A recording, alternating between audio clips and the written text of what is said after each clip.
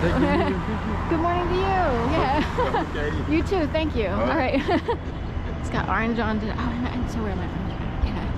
So, or umbrella. But I thought that was interesting. That it said this.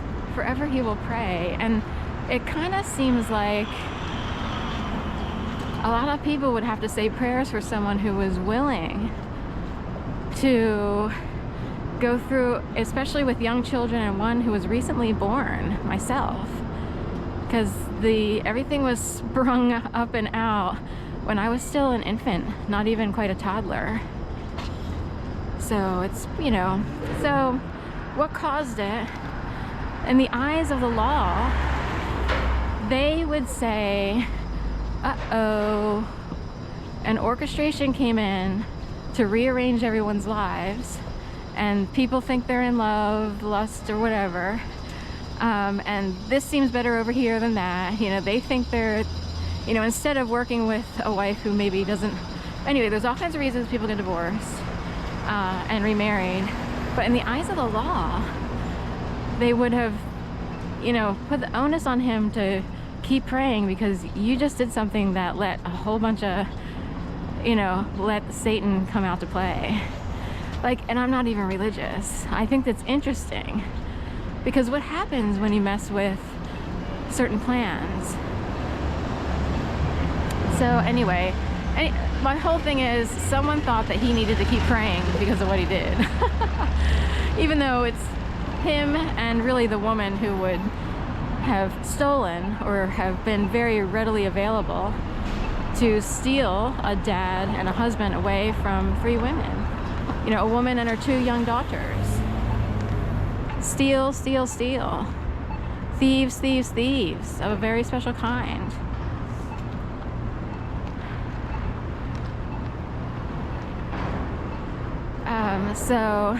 And I totally get it.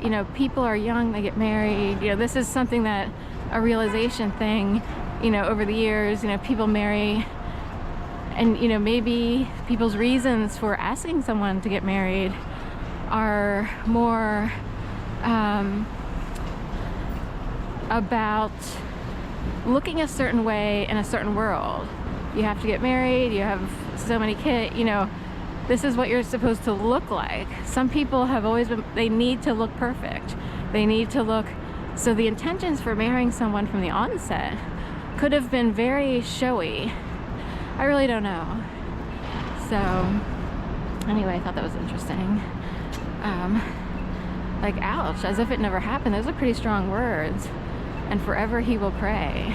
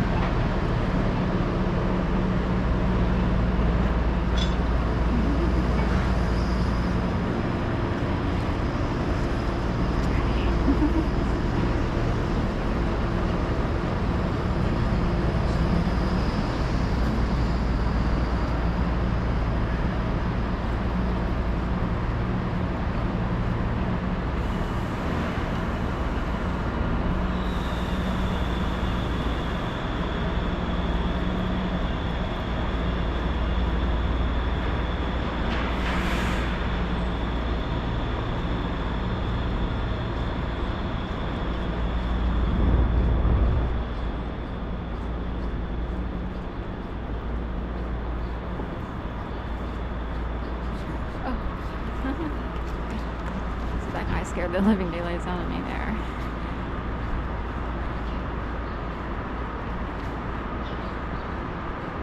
For some reason, extra startled. I, don't always startle that quote unquote easily. He was pretty quiet back there. I didn't know he was there. So I'm wondering if it's the area. what if specific complexes contribute to energies like we're gonna scare the living daylights? Also, I think it's interesting that in here, in this Ludlow section, there's a law firm, Laffey, Busey, DeAndrea, and Reich, and they handle a lot of things. But one of the things they're trying to handle, which there's no money in it, so I'm going to hear, is sexual assault. So it would just be for the justice standpoint. That's so funny.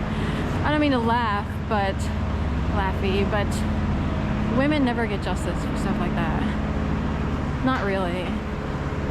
And the thing is, usually victims are people who don't want people to be in trouble. You know what I mean? And you would have to set someone up. But most people who are actual, genuine victims, then they would feel guilty about someone having to live their lives with, a sentence or what have you, or whatever gets doled out. So they can opt for monetary, but they'll never get it because it would depend on how wealthy the sexual assaulter is. So anyway, it's rare. And anyway, one of the cases that one of the lawyers, DeAndrea, I think, has focused on, which might have sort of put him in a position, now I guess, but was a woman who was either stabbed to death or committed suicide by stabbing herself to death in Manayunk or Roxborough, one of those. They're very close neighboring hoods, if you will. And it reached Supreme Court over the last summer in 2024.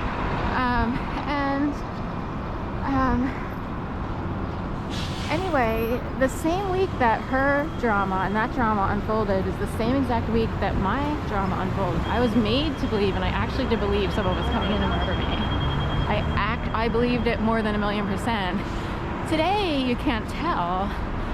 It took 14 years to recover from the level of terror inflicted, and then my mom and aunt's phone lines were severed in Jacksonville, Florida, so that when I tried to call my mom, I got doo-doo-doo, we're sorry, the phone number you're trying to reach has been disconnected.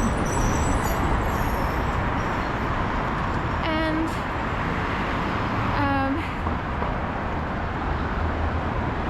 anyway, so that added to the terror, and then it kind of felt like a sci-fi movie. It did kind of seem like most people would assume, did the CIA decide to choose me for some sort of program?